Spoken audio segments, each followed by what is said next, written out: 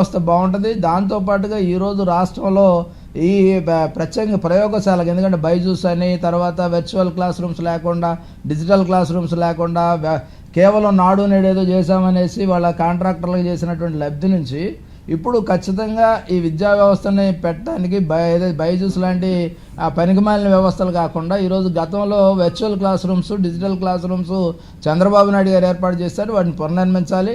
బడికే పోదాం అదేవిధంగా ఆడపిల్లలకు సైకిళ్ళు ఇస్తే ఆ సైకిల్ కూడా తీసుకెళ్ళి ఎక్కడ పెట్టారో మనందరం కూడా చూసి తుప్పు పెట్టిపోయినటువంటి పరిస్థితుల్లో బాలిక విద్యను ప్రోత్సహించడానికి బేటీ పడావో అనే ఏదైతే నినాదం ఉందో, బేటీ బచావో బేటీ పడావో అనే నినాదం ఏదైతే ఉందో, మా ఉమ్మడి వేదికగా కూడా మేము ఖచ్చితంగా దాని మీద ప్రాధాన్యతనిస్తాం. మహిళా ఉపాధ్యాయులు కూడా ఎక్కువ మంది ఉండే విధంగా కూడా ఉండాల్సినటువంటి అవసరం.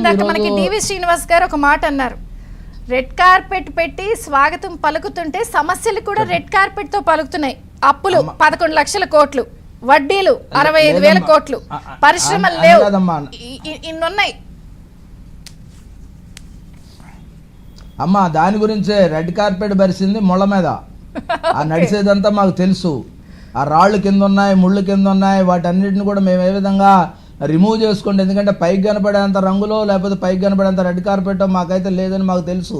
ఈ రాష్ట్రం దాదాపుగా 5 లక్షల కోట్ల పైగా ఒక సిస్టమ్ అంటూ లేదు. అన్ని వ్యవస్థలో కూడా నాశనం అయినటువంటి పరిస్థితి. అన్ని వ్యవస్థలని కూడా కూనర్లింపజేసి ఏ వ్యవస్థని కూడా సరిగా లేనటువంటి పరిస్థితి మాకు తెలుసు. ఈరోజు చంద్రబాబు నాయుడు గారైనా మేమైనా సరే ఎవరమైనా సరే ఆలోచన చేసేది ఏ విధంగా పునర్నిర్మాణం చేయాలి. కూల్చడం ద్వారా వాళ్ళు ప్రారంభిస్తే బాగు చేయడం ద్వారా మేము ప్రారంభిస్తూ ఉన్నాం.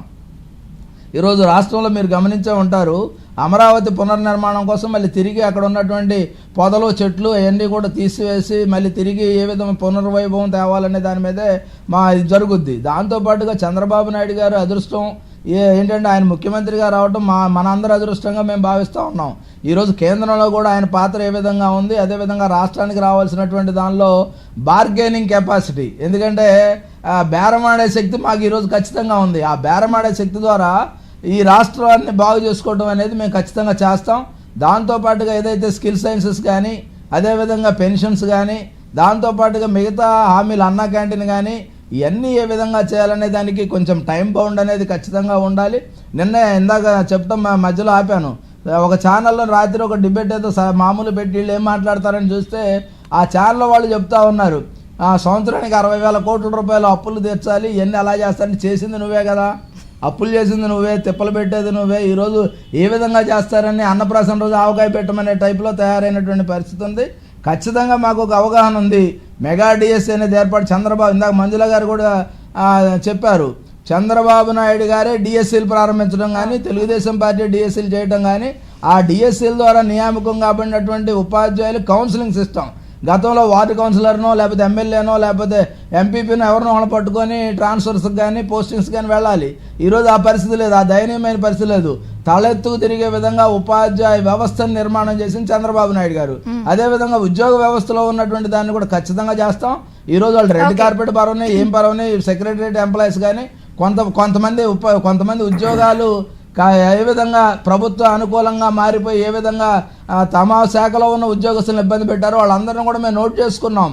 వాళ్ళకు కూడా ఈరోజు ఒకటే హెచ్చరిక చేస్తున్నాం, ఈరోజు అంతా అయిపోలేదు, మీరు చేసిన తప్పులన్నీ కూడా ఉన్నాయి, వాటిని ఏ విధంగా చేసేసి రెక్టిఫై చేయాలనే దాని మీద దృష్టి పెడతాం.